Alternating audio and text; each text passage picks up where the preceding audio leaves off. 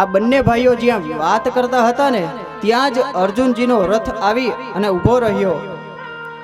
અર્જુનજીનું મુખ નીચું છે, મુખ ઉપર ચિંતા દેખાય છે, દુઃખ જણાય છે. પાસે આવ્યા અર્જુનજી ધર્મરાજ યુધિષ્ઠિરને અને ભીમસેનને પ્રણામ કર્યા. પ્રણામ કરી અને ઊભા રહ્યા. યુધિષ્ઠિરજીએ પ્રશ્ન કર્યો, અર્જુન, તમને મોકલ્યા હતા દ્વારિકા શ્રી કૃષ્ણના સમાચાર લેવા માટે. કહો, શ્રી કૃષ્ણના શું સમાચાર છે? દેવકી, વસુદેવજી, ચારુદેશન, બલરામજી, સાંબ, પ્રદ્યુમ્ન વગેરેના કુશળ સમાચાર શું છે? આપ કહો. ઉદ્ધવજી શું કરે છે? દ્વારિકાનાથ કુશળમાં તો છે ને? પ્રશ્ન સાંભળ્યો ત્યાં જ અર્જુનજી યુધિષ્ઠિરના ચરણોમાં ઢગલો થઈ અને ઢળી પડ્યા.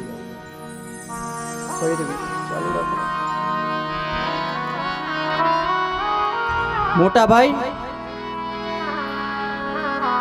તમે જેના નામ લઈ લઈ અને સમાચાર પૂછો છો ને એમાંનું કોઈ પણ જીવિત નથી. વંજિતો હમ મહારાજ હરિણા બંધુરૂપિણા યેન મે પહૃતમ તેજો દેવ વિસ્માપનમ મહત. ધર્મરાજ, બ્રાહ્મણોના શાપને નિમિત્ત કરી અને ભગવાન શ્રી કૃષ્ણ યદુવંશનો ક્ષય કરી અને સ્વધામ ગમન કરી ચૂક્યા છે. મોટા ભાઈ, વારુણી નામની મદિરા પી અને યાદવો અંદરો અંદર લડી મુવા શ્રી કૃષ્ણ ગયા અને મારું તેજ ગયું. મોટા ભાઈ, આજ મને ખબર પડે છે કે તેજ મારું તેજ હતું. શ્રી કૃષ્ણ ગયા અને મારું તેજ ગયું.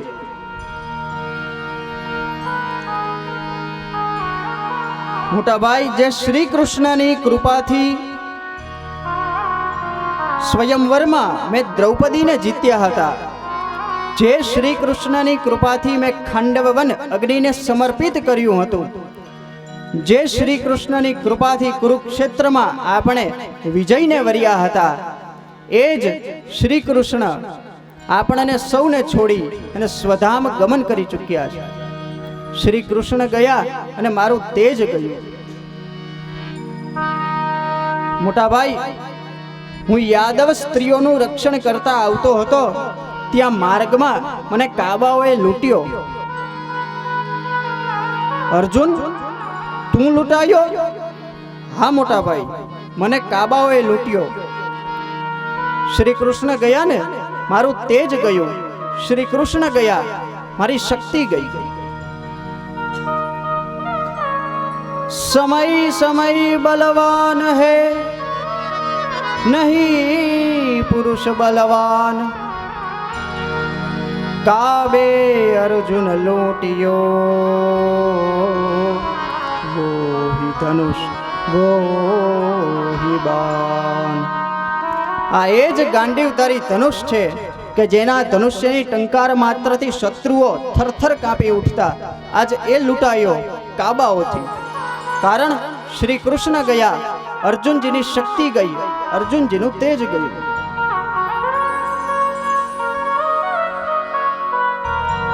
મોટા ભાઈ, આજ મને સમજાય છે શ્રી કૃષ્ણ જ મારું બળ હતું. આ સાંભળતા જ કુંતાજી ત્યાં જ સ્વધામ કુંતાજીએ પ્રાણ ત્યાગ કર્યો. પાંડવો અતિ દુઃખી થયા. વિચાર કર્યો, હવે આપણે પણ જીવીને શું કરવું? શ્રી કૃષ્ણ વગરનું જીવન એ કઈ જીવન છે? આપણે પણ હવે જવાની તૈયારી કરીએ. પરીક્ષિત ઉંમર લાયક થયા હતા. હસ્તિનાપુરની રાજ્યગાદી ઉપર એમનો અભિષેક કર્યો અને સૌએ હિમાલય તરફ પ્રયાણ કર્યું.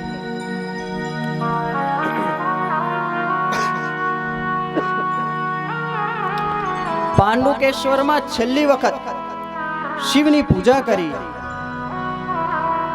હિમાલય પાંડવો માટે સ્વર્ગની સીડી બન્યો. અહીંયા હસ્તિનાપુરના રાજા પરીક્ષિત બન્યા. પરીક્ષિત રાજાએ અનેક અશ્વમેધ યજ્ઞ કર્યા.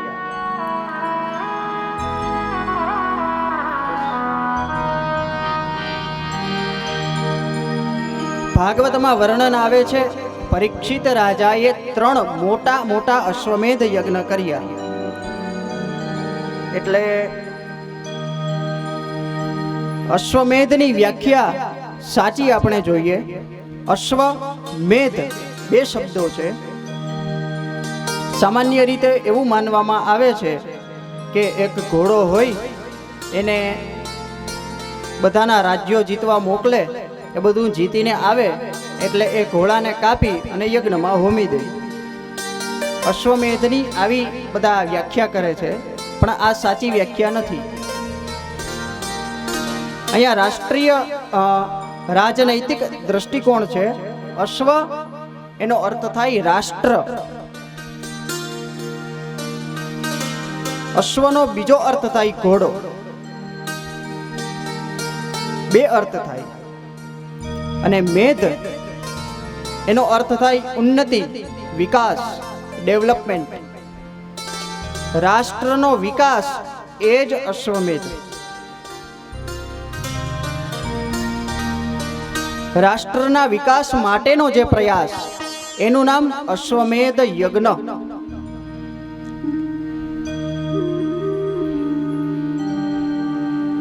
હસ્તિનાપુરનું યોગ્ય રીતે શાસન ચાલે છે.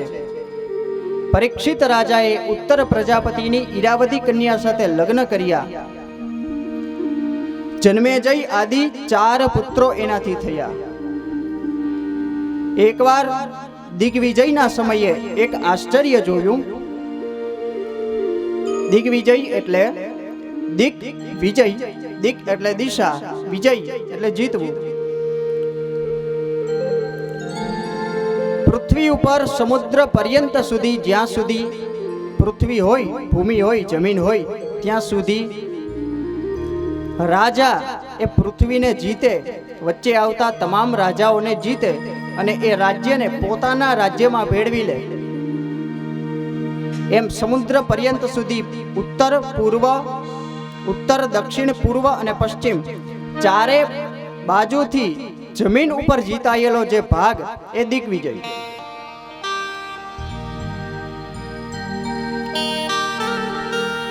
પરીક્ષિત રાજાએ દિગ્વિજયના સમયે એક આશ્ચર્ય જોયું. એક ગાય અને બળદને સાતીએ જોડ્યા હતા.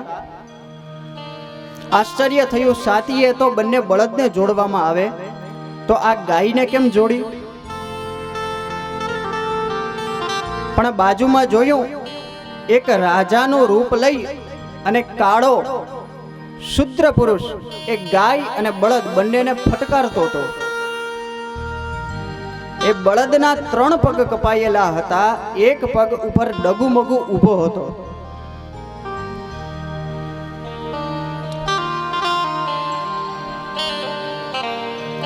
ભાગવતની કથા તમે સીધે સીધા વાંચી જાવ ને તો તમને એમ જ લાગે કે આ બધા ગપ્પા માર્યા છે.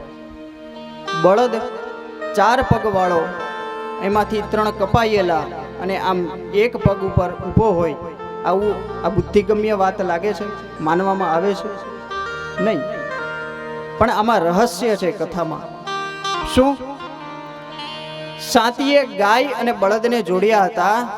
ગાય એ ધરતીનું સ્વરૂપ છે, બળદ એ ધર્મનું પ્રતીક છે. એને એક શુદ્ર પુરુષ રાજાનું રૂપ ધરી અને ફટકારતો હતો, એક કલી હતો. પરીક્ષિત રાજા એની પાસે ગયા. પેલા શુદ્રના રૂપમાં રહેલા રાજાને દંડ કરવા, રાજાના રૂપમાં રહેલા શુદ્રને, કલીને દંડ કરવા માટે મારા રાજ્યમાં ગાય અને બળદની હિંસા થાય, આવો અધર્મ એ હું સાખી ન લઉં. ખડગ કાઢી અને મારવા જાય ત્યાં પેલો પુરુષ, કલી પુરુષ પરીક્ષિત રાજાના શરણે આવ્યો. કહ્યું, બાપજી આપના શરણે શું? પરીક્ષિત રાજા એને મારતા અટકી ગયા.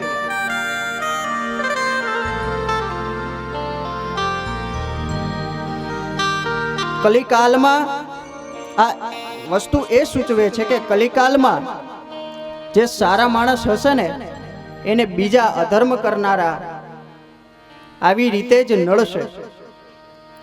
અરે અરે, તમે તો બ્રાહ્મણ, તમારે ખોટું બોલાય એટલે બાકી બીજા ઉપરથી ખોટું બોલવાનો એગ્રીમેન્ટ કરીને આવ્યા છે, કોન્ટ્રાક્ટ લઈને આવ્યા છે. તમે બ્રાહ્મણ, તમારાથી ખોટું બોલાય એટલે તમે બોલો તો ચાલે, બીજા બોલે તો ચાલે.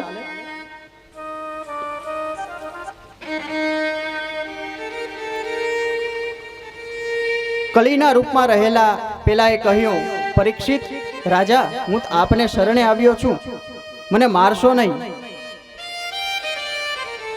પરીક્ષિત રાજાએ કહ્યું, મારા દેશને છોડી અને બીજે જતો રહે.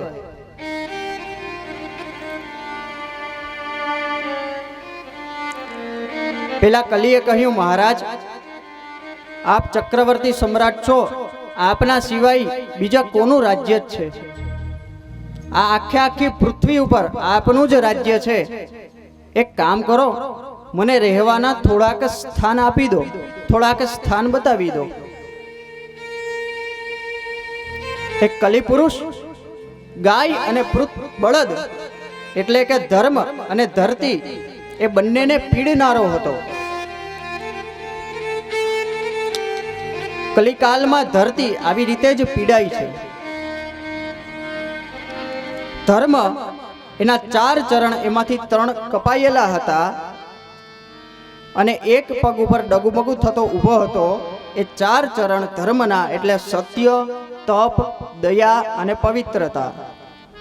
એમાંથી સત્ય સિવાયના બાકીના બીજા 3 તપ, દયા અને પવિત્રતા કલિકાલમાં એનો નાશ થયો છે. આ એ સૂચવે છે સત્યના એક જ ચરણ ઉપર ધર્મ ડગુમગુ થતો ઊભો છે. એનો અર્થ શું? આપણે બીજાને ભલે ગમે એટલું ખોટું બોલીએ, અસત્ય બોલીએ, પણ આપણે બીજા પાસેથી આપણા માટે સત્યની જ અપેક્ષા રાખીએ છીએ. હું બીજાને ખોટું બોલું પણ સામેવાળો મને સાચું જ કહેવો જોઈએ. આપણે આપણા માટે સત્ય જ ઈચ્છીએ છીએ. કલિકાલમાં સત્યના એક જ ચરણ ઉપર ધર્મ ડગુમગુ થતો ઊભો છે. તપ, દયા અને પવિત્રતા કલિકાલના જીવોમાંથી વિદાય થયા છે.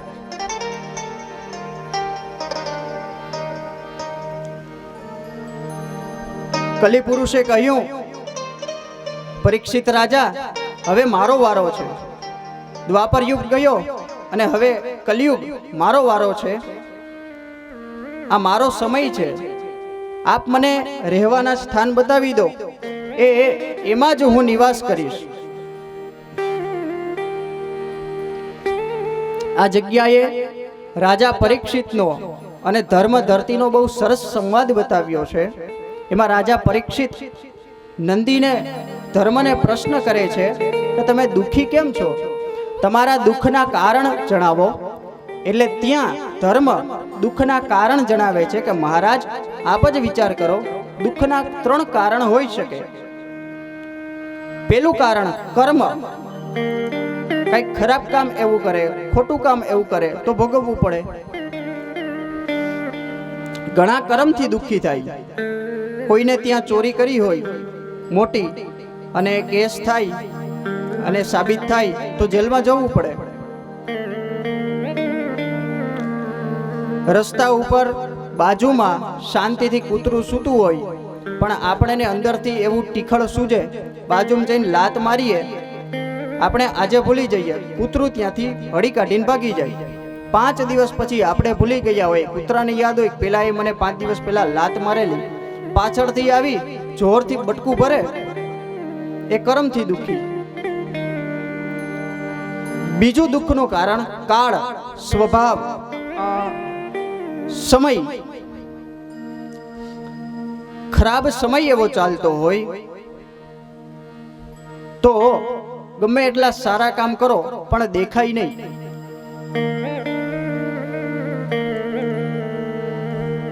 આપણે નથી કહેતા કે હમણાં શનિની સાડાસાતી ચાલે છે, હમણાં 18 વર્ષની પનોતી બેઠી છે, હમણાં તો રાહુનો કાળ હાલે છે. આ સમય,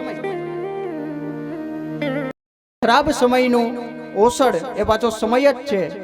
ખરાબ સમય આવ્યો એમ ધીમે ધીમે સમય જશે અને પાછો સારો સમય પણ આવશે.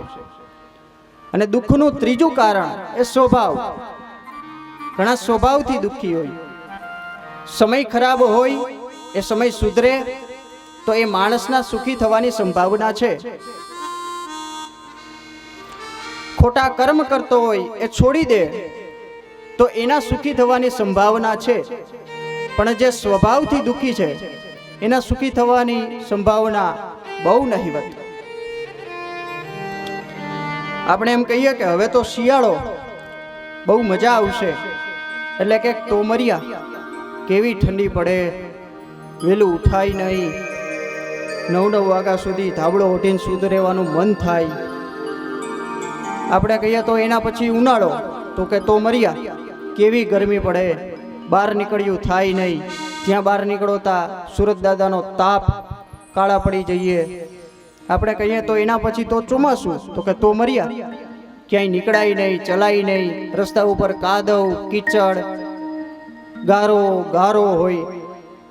શિયાળો તોમરિયા, ઉનાળો તોમરિયા, ચોમાસું તોમરિયા. એક કામ કર, મરી જા, સ્વર્ગવાસી થઈ જા.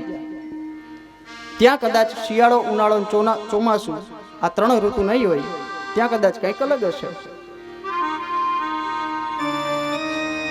ઘણા સ્વભાવથી દુઃખી હોય. આનંદ કહે પરમાનંદા, માણસે માણસે ફેર, એક લાખો દેતા ન મળે અને બીજા ટકાના તેર. સ્વભાવ એવો હોય, સ્વભાવ સુધારે તો સુખી થાય તો એની સંભાવના છે. પછી તો રાજા પરીક્ષિતે ધર્મ અને ધરતીનું રક્ષણ કર્યું, કલી પુરુષને રહેવાના સ્થાન આપ્યા. કલી દ્યુતમ પાનમ સ્ત્રિયઃ સૂના યત્રા ધર્મશ્ચતુર્વિધઃ. તારે આ 4 જગ્યાએ રહેવું. દ્યુતમ પાનમ સ્ત્રિયઃ સૂના, આ 4માં કલીનો વાસ છે. દ્યુતમ જુગારમાં, સટ્ટાબાજીમાં, એમાં કલીનો વાસ છે. પાનમ સુરાપાન, મદિરાપાન, એમાં કલીનો નિવાસ છે. દ્યુતમ પાનમ સ્ત્રિયઃ, પરસ્ત્રી સંગ, એમાં કલીનો વાસ છે.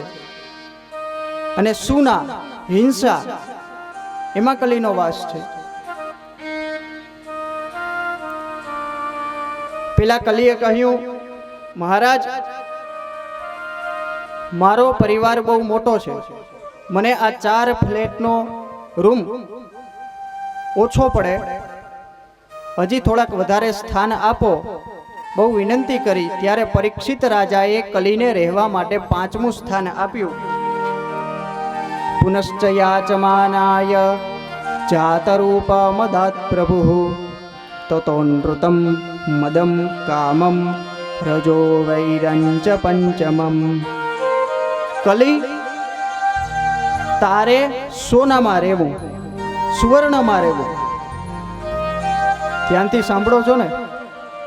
સોનામાં, સુવર્ણમાં, એમાં કલીનો વાસ છે. એટલે પહેર્યું હોય ઘરમાં કે લોકરમાં સાચવી રાખ્યું હોય એ બધા આવીને કાલ સવારે અહીંયા શ્રી કૃષ્ણ કનૈયા લાલ કી. ખરેખર કરશો? જય તો એવી રીતે બોલ્યા કે જાણે ખરેખર અત્યારે લઈ આવવાના હોય. ત્યાં સમાધિ ભાષા છે. સોનામાં, સુવર્ણમાં એટલે કે અનિતિથી કમાયેલા ધનમાં કલીનો વાસ છે. આ પાંચમું સ્થાન રાજા પરીક્ષિતે કલીને આપ્યું. આ પાંચમું સ્થાન આપતા જ કલીને બીજા 5 સ્થાન આપોઆપ મળી ગયા. તતો નૃતમ મદમ કામમ રજો વૈરંચ પંચમમ. તતો નૃતમ, અનૃતમ ખોટું બોલવું, અસત્ય બોલવું. તતો નૃતમ મદમ કામમ, મદ અભિમાન અહંકાર, કામમ કામ વાસના, અને રજો વૈરંચ પંચમમ વેરભાવ. રજો ગુણથી વેરભાવ થાય. પાંચમું સ્થાન આપ્યું કલીને, બાકીના બીજા 5 સ્થાન આપોઆપ મળી ગયા. થેન્ક યુ કહી અને કલી ગયો. એના માર્ગે રાજા પરીક્ષિત પોતાના રાજમહેલમાં આવ્યા.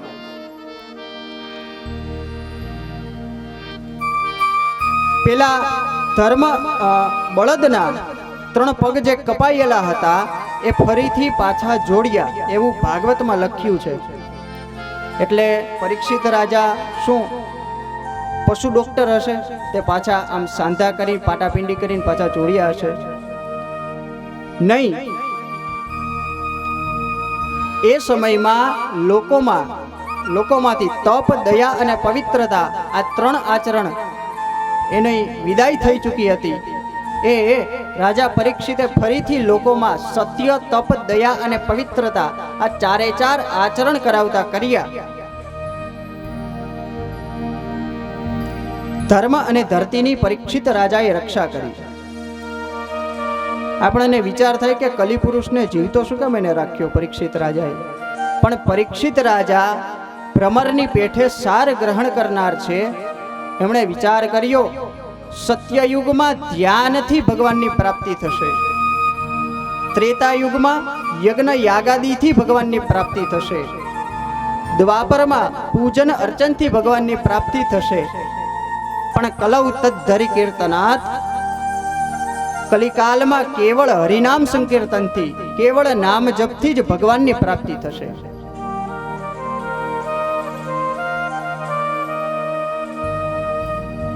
પરીક્ષિત રાજાએ વિચાર કરી અને કલી પુરુષને જીવતો રાખ્યો.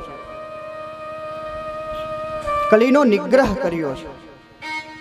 એકવાર રાજકોષનું નિરીક્ષણ કરતી વખતે એક સરસ મજાનો મુગટ જોયો. એ બાપ દાદાના વખતનો હતો.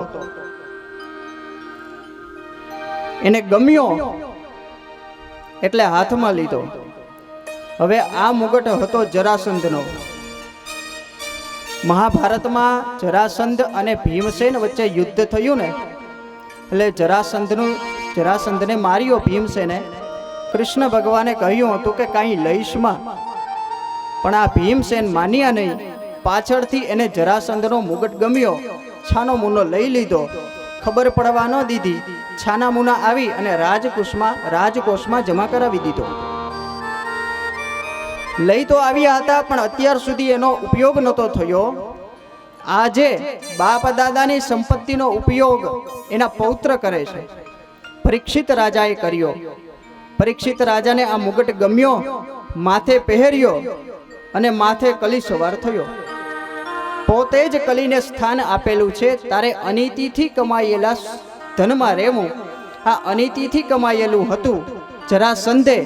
જરાસંધે કઈ નીતિથી તો કમાયેલું હતું નહીં.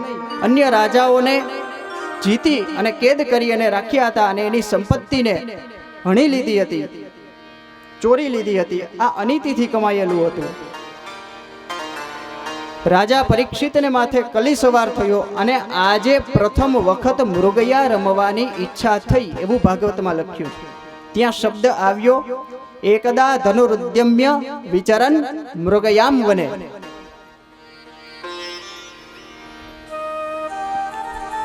પરીક્ષિત રાજાને કોઈ દિવસ મૃગયા રમવાની ઈચ્છા થઈ નથી અને કોઈ દિવસ મૃગયા રમવા ગયા નથી.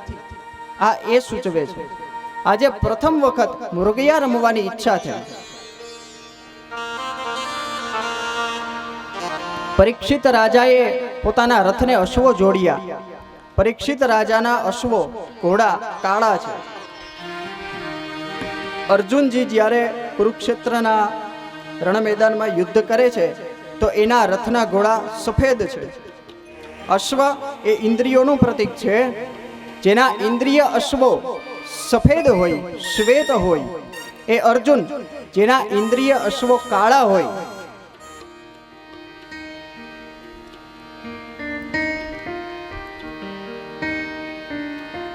આજ પહેલી વાર પરીક્ષિત રાજા મૃગયા રમવા નીકળ્યા.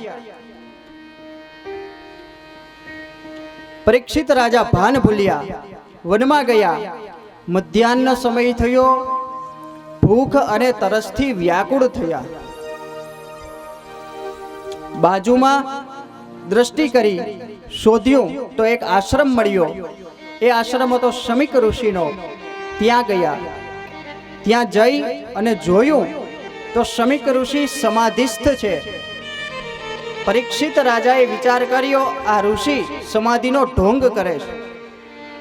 આવું વિચારે છે શું કામ એને? કારણ કે માથે જરાસંધનો મુગટ છે અને કલી સવાર થયો છે. નહીં તો પરીક્ષિત પરમ ભાગવત છે. પરીક્ષિત રાજાએ વિચાર કર્યો, આ ઋષિ સમાધિનો ઢોંગ કરે છે. મારું રાજાનું સ્વાગત કરવું જોઈએ, પણ સ્વાગત ન કરવું પડે એટલા માટે આ ઋષિ એ સમાધિનો ઢોંગ કરે છે. આજુબાજુ દ્રષ્ટિ કરી. બાજુમાં એક મરેલો સર્પ પડ્યો હતો. પોતાના ધનુષ્યની નોકથી ઉઠાવ્યો. જેમ ગળામાં ફૂલની માળા પહેરાવે એમ શમીક ઋષિને પહેરાવી દીધો. પરીક્ષિત રાજા પરત આવ્યા પોતાના રાજમહેલમાં. માથેથી મુગટ ઉતાર્યો, કલી ઉતર્યો અને પોતાની ભૂલનું ભાન થયું.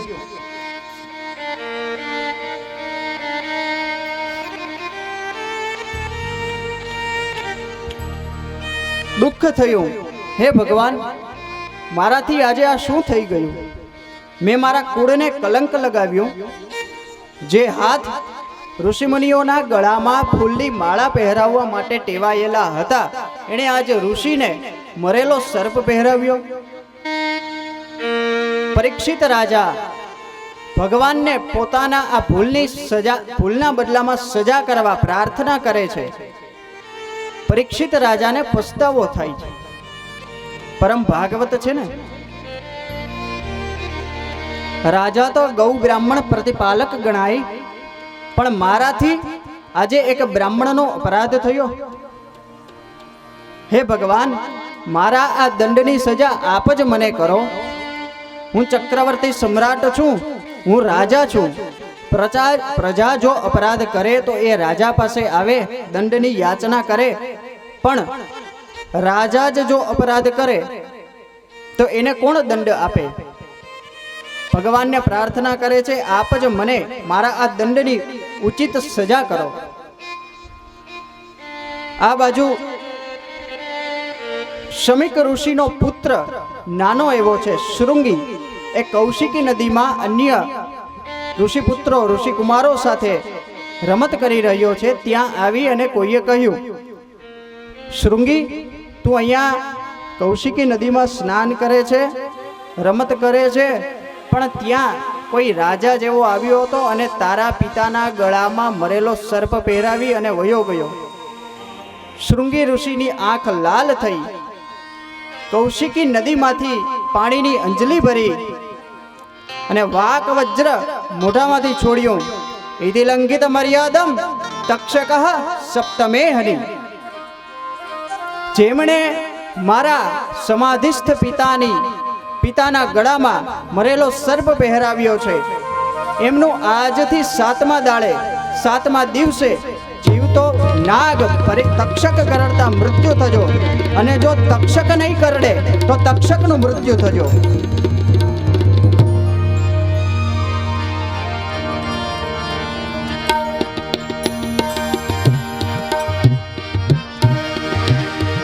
પરીક્ષિત રાજાને જ્યારે અજ્ઞાન ઉપજાને ઋષિના ગળામાં નાખ્યો ના સમજ્યા વિના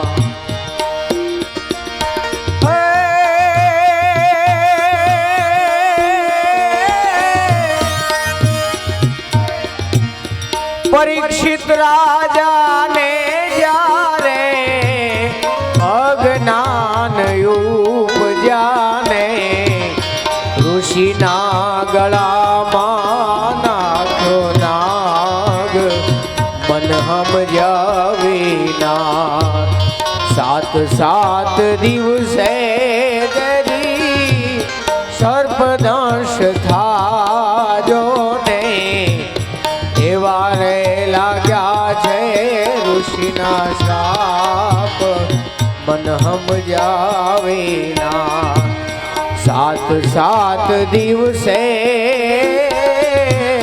સર્પદંશ થાજો ને એવા રે દીધેલ ઋષિએ શ્રાપ મન સમજ્યા વિના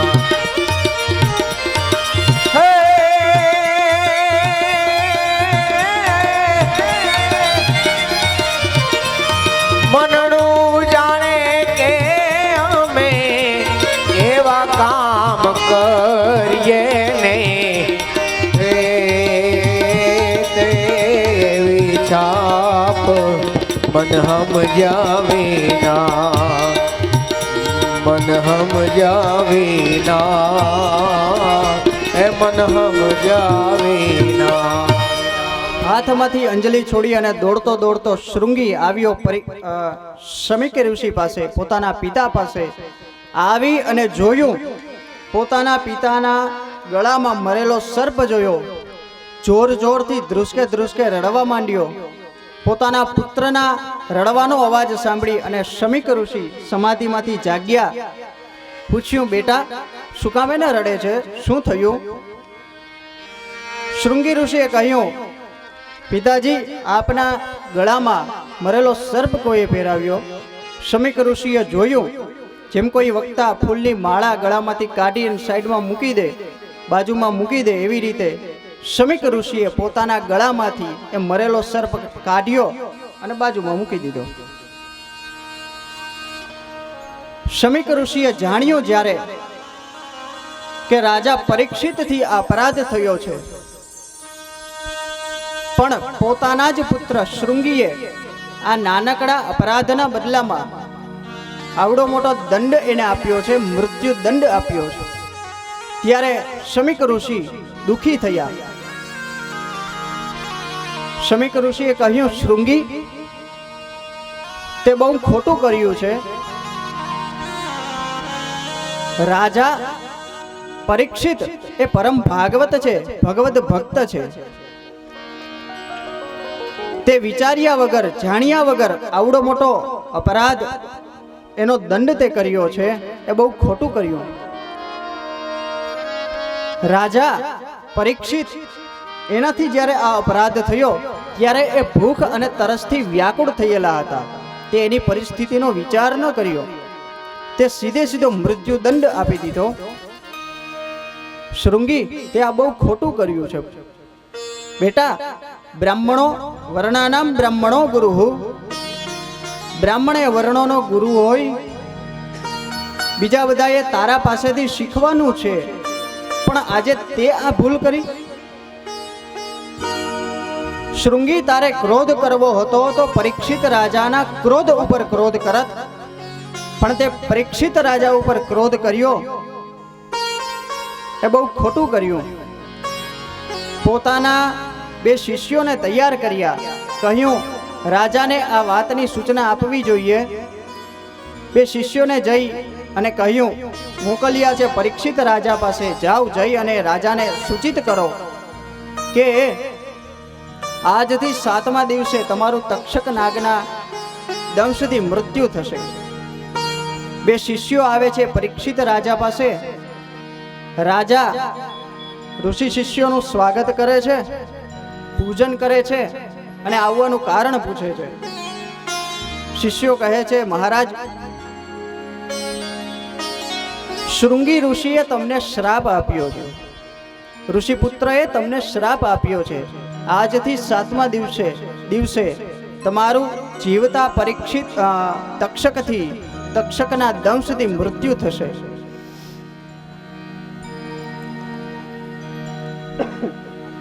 આ સાંભળતા જ પરીક્ષિત રાજા નાચવા લાગ્યા, ભગવાનનો પાડ ઉપકાર માનવા લાગ્યા. જે થયું એ સારું થયું.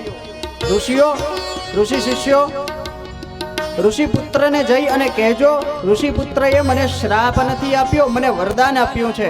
કારણ આપણે ક્યારે મરવાનું છે એ આપણને ખબર નથી, પણ ઋષિપુત્રએ કહ્યું છે માટે 7 દિવસ સુધી તો કાળ પણ મારો વાળ વાંકો નહીં કરી શકે. ઋષિપુત્રએ મને વરદાન આપ્યું છે, શ્રાપ નથી આપ્યો. પોતાની ભૂલના બદલામાં પરીક્ષિત રાજાને પસ્તાવો થયો. આ બાજુ શૃંગી ઋષિને પણ શ્રાપ આપ્યા પછી પસ્તાવો થયો.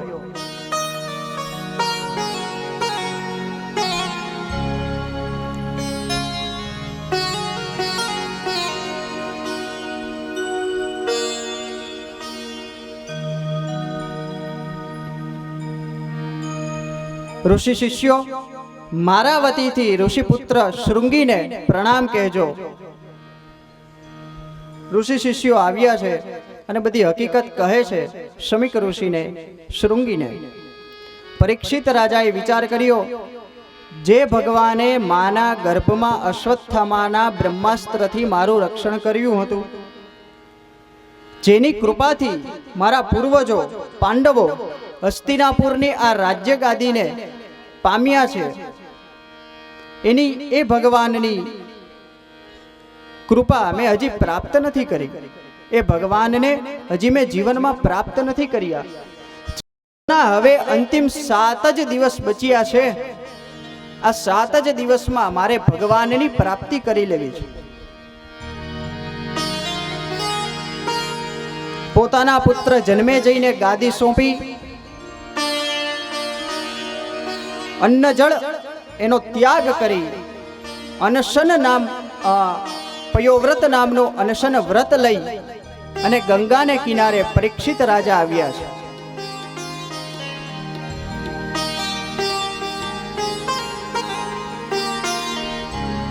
સૌ ઋષિમુનિઓને ખબર પડી પરીક્ષિત રાજાને શ્રાપ થયો છે, આજથી 7મા દિવસે જીવતા તક્ષકના દંશથી મરવાનું છે. સૌ ઋષિમુનિઓ રાજા પરીક્ષિતને સત્સંગ કરાવવાની ઈચ્છાથી ત્યાં આવ્યા છે. મોટા મોટા ઋષિઓ પરમહંસો એકત્રિત થયા છે. પરીક્ષિત રાજાએ સૌ ઋષિમુનિઓનો પ્રેમ સંપાદન કર્યો છે, ઋષિઓના પ્રેમને જીત્યો છે. પરીક્ષિત રાજાએ સૌ ઋષિમુનિઓનું સ્વાગત પૂજન કર્યું.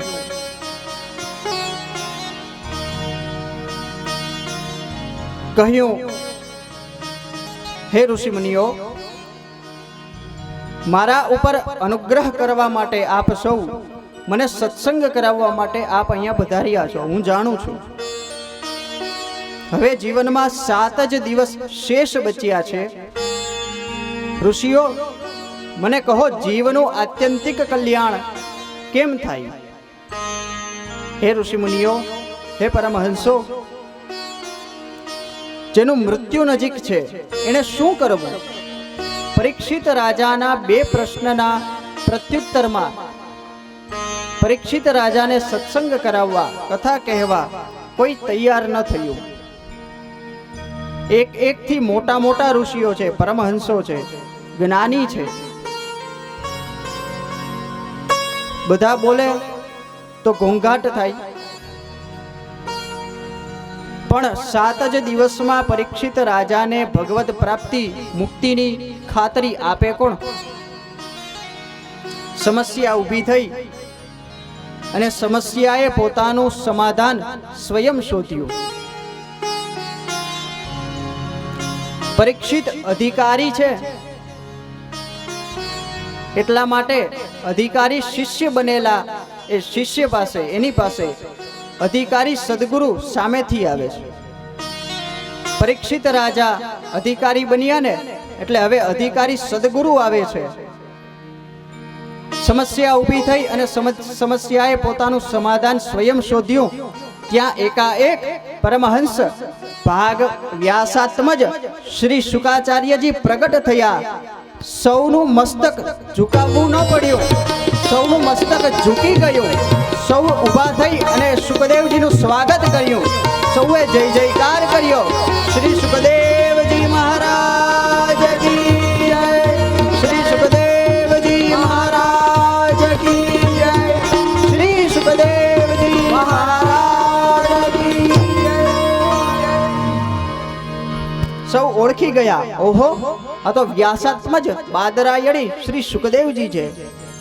કારણ એ સભામાં સુખદેવજીના પિતા વેદવ્યાસજી અને દાદા પરાશરજી પણ છે. સુખદેવજીના તેજથી સૌનું મસ્તક ઝૂકી ગયું. ઝુકાવવાની કોશિશ કરવી ન પડી.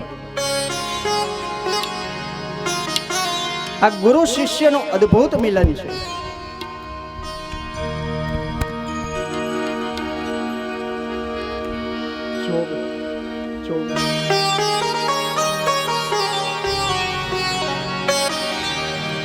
તત્રાભવત ભગવાન વ્યાસપુત્રો યદ્રચ્છયા ગામટમાનો નપેક્ષઃ અલક્ષ્યલિંગો નિજલાભતુષ્ટો વૃતશ્ચ બાલૈઃ અવધૂતવેષઃ.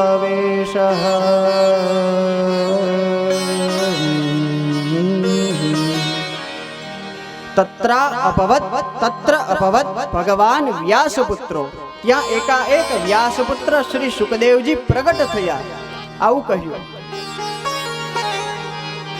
તત્ર અભવદ એકાએક સહસા પ્રગટ થયા. કોઈ નક્કી ન કરી શક્યા કે આ માર્ગેથી આવ્યા છે, આ બાજુથી આવ્યા છે કે આ તરફથી આવ્યા છે. તત્ર અભવદ ભગવાન. તત્ર અભવદ ભગવાન. પ્રગટ થવાની અને અંતર્ધ્યાન થવાની શક્તિ ભગવાનમાં જ હોય એટલે કહ્યું તત્ર અભવદ ભગવાન. ભગવાન જ સુખદેવજીનું સ્વરૂપ લઈ અને ત્યાં પ્રગટ થયા છે.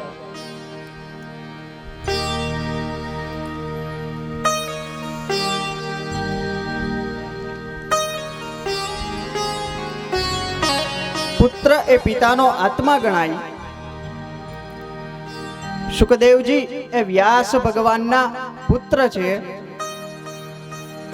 આપણે સવારની કથામાં જોયું ભગવાન વેદવ્યાસજીને પણ 24 અવતારોમાં સ્થાન આપ્યું જ્ઞાનાવતાર તરીકે. તો તત્રાભવદ ભગવાન વ્યાસપુત્રો. ભગવાન વ્યાસપુત્ર, ભગવાન વ્યાસના પુત્ર. પિતાનો આત્મા એ પુત્ર જ હોય, પિતાની મૂર્તિ જ પુત્ર છે. એટલા માટે ભગવાન વ્યાસના પુત્ર ભગવાન સુખદેવજી છે. આત્મા વૈ જાયતે પુત્ર. પિતા પોતાની પત્નીને માધ્યમ બનાવીને પોતાને જ પુત્ર તરીકે જન્માવે છે.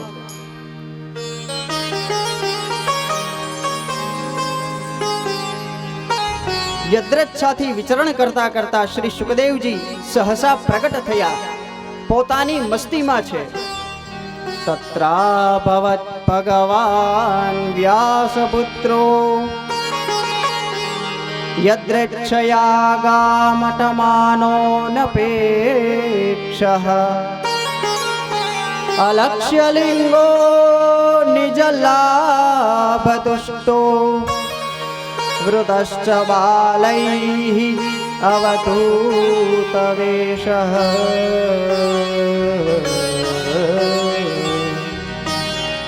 અલક્ષ્યલિંગો નિજલાભ તુષ્ટો. આત્મારામ સંત છે. એને પોતાની જ મસ્તી છે. આજુબાજુ વાળા આગળ પાછળ વાળા શું કરે છે એને કંઈ જ ખબર નથી. પોતાની મસ્તીથી આત્મારામ સંત છે. અલક્ષ્યલિંગો નિજલાભ તુષ્ટો વૃતશ્ચ બાલૈઃ અવધૂત વેષઃ. સુખદેવજીનો વેશ એ અવધૂતનો છે, એટલા માટે નાના નાના બાળકો કોઈ પાગલ છે એમ સમજી અને એની પાછળ ધૂળ અને કાંકરા ઉડાડે છે. સુખદેવજીને એની કાંઈ પડી નથી, પણ સુખદેવજી યુવાન સંત છે, એની તેજસ્વીતા એવી છે કે એમાં આકર્ષાઈ અને સ્ત્રીઓ એની પાછળ પાછળ ચાલે છે. સુખદેવજીને એમાં પણ કંઈ ઈચ્છા નથી, આસક્તિ નથી. સંત રાગ દ્વેષથી રહિત હોવો જોઈએ, આનાથી એ બતાવ્યું.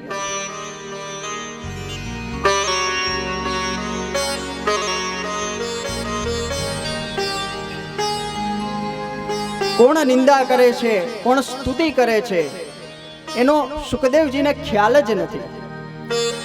આત્મારામ સંત છે, એને પોતાનામાં જ એ મસ્તીમાં, પોતાની મસ્તીમાં જ છે. અને સુખદેવજી કેવા છે તો આગળ પરિચય આપ્યો.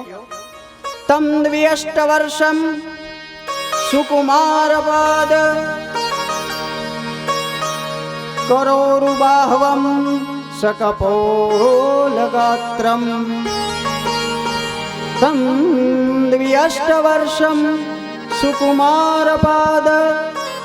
तम द्व्यष्ट वर्षम 2 8 ના છે. 2 8 એટલે 8 + 8 એટલે 16. આમ સીધે સીધું કેમ ન કીધું 16 વર્ષના છે?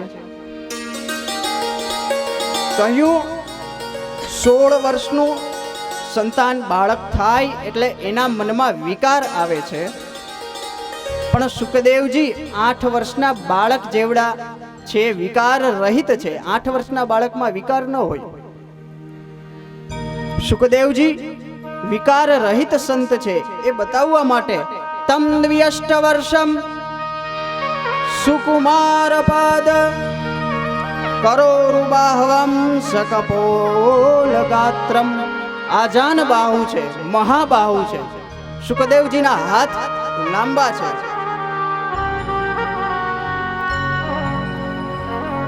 ઝુલ્ફાઓ ખભા ઉપર પથરાયેલા છે. સુખદેવજીની દ્રષ્ટિ નાકના અગ્રભાગ ઉપર સ્થિર છે.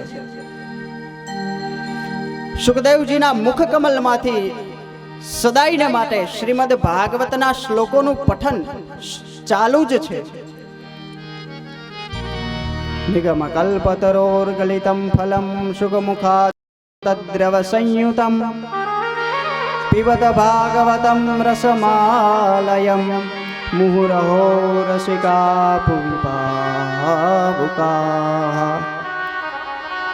નિગમ કલ્પતરોર્ગલિતમ ફલમ સુગમુખાદમૃતદ્રવ સંયુતમ પિબત ભાગવતમ રસમાલયમ મુહુરહો રસિકા પુવિપાવુકાઃ. સુખદેવજીના મુખકમલમાંથી ભાગવતના શ્લોકોનું ઉચ્ચારણ ચાલુ જ છે. શ્રી સુખદેવજીને જોતા પરીક્ષિત ચરણમાં પડી ગયા. સુખદેવજીનું સ્વાગત પૂજન કર્યું. હાથ જોડી અને વિનંતી કરી, બાપજી, હું જાણું છું આપ સદાય વિચરણ કરવા વાળા સંત છો. ગોદોહન માત્ર જ કોઈ ગૃહસ્થીને ત્યાં આપ રોકાવ છો, પછી ભિક્ષા મળી હોય કે ન મળી હોય એનો વિચાર કર્યા વગર ત્યાંથી ચાલતા થાવ છો. પણ મારી ઉપર કૃપા કરશો. મારે 7 જ દિવસમાં મરવાનું છે. મારે 7 જ દિવસમાં ભગવદ પ્રાપ્તિ કરવાની છે. હે મહારાજ, હે સુખજી, મારા હાથમાં હવે 7 જ દિવસ બાકી રહ્યા છે. આપ મને ઉગારશો. જાણે પરીક્ષિતના હોઠ નથી બોલતા, પરીક્ષિતનું હૈયું બોલે છે. પરીક્ષિતના હૈયાની ભાષા સુખદેવજીએ વાંચી, સમજી ગયા, તૈયાર થયા. પરીક્ષિત રાજાને 7 દિવસીય શ્રીમદ ભાગવતની કથાનું શ્રવણ કરાવવા માટે, પરીક્ષિત રાજાને ભગવદ પ્રાપ્તિ કરાવવા માટે કાખમાંથી મૃગચર્મ કાઢ્યું. એક વિશાળ વટવૃક્ષ છે એની નીચે બિછાવ્યું. સુખદેવજી એ મૃગચર્મ ઉપર આરૂઢ થયા. ડાબા ચરણ ઉપર જમણો ચરણ રાખ્યો અને પરીક્ષિત રાજાને ભાગવત કથા સંભળાવવા માટે તૈયાર થયા. વ્યાસ વક્તા બનેલા સુખદેવજીની પરીક્ષિત રાજાએ ફરી પાછી પૂજા કરી, સ્તુતિ કરી.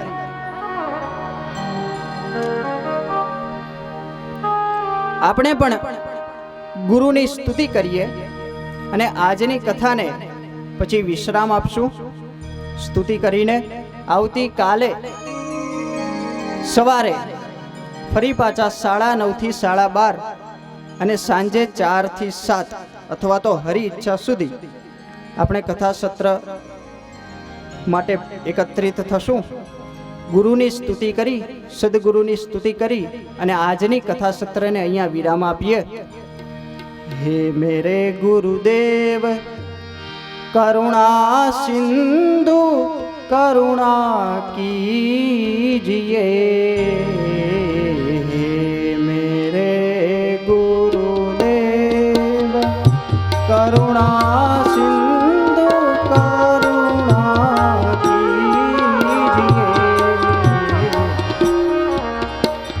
હે ગુરુદેવ કરુણા સિંધુ કરુણા કીજીએ.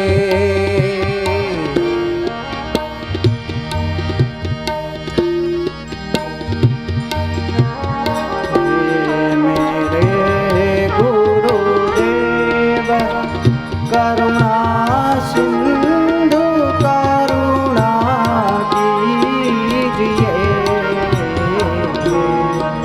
હે ગુરુદેવ કરુણા સિંધુ કરુણા કીજીએ.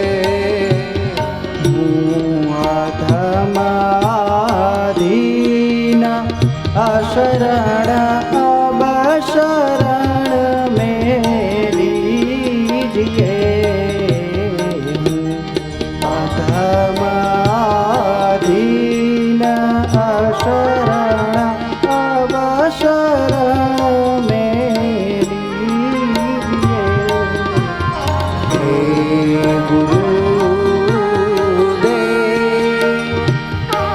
કરુણા સિંધુ કરુણા કીજીએ.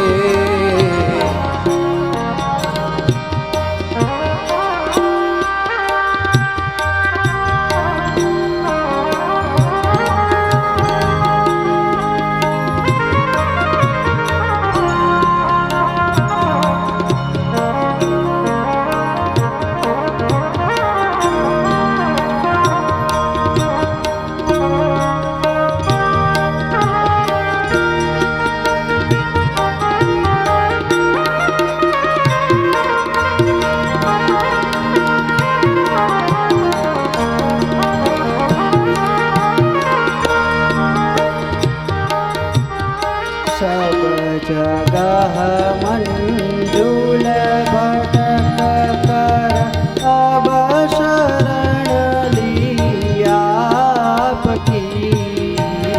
सब जगह मंजुल भटक कर अब शरण लिया आपकी.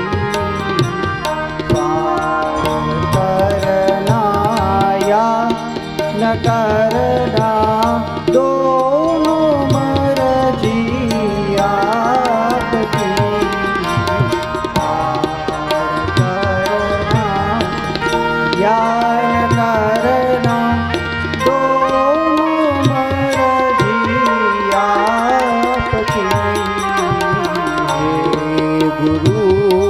ગુરુદેવ કરુણા સિંધુ કરુણા કીજીએ.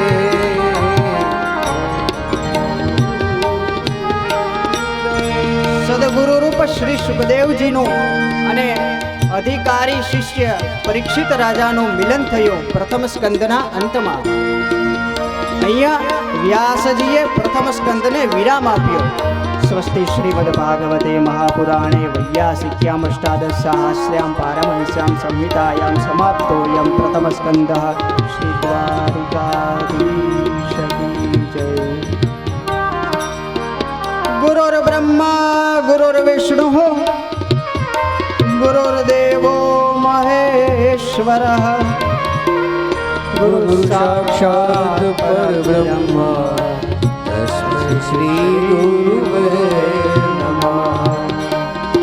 गुरु साक्षात् परब्रह्म तस्मै श्री गुरुवे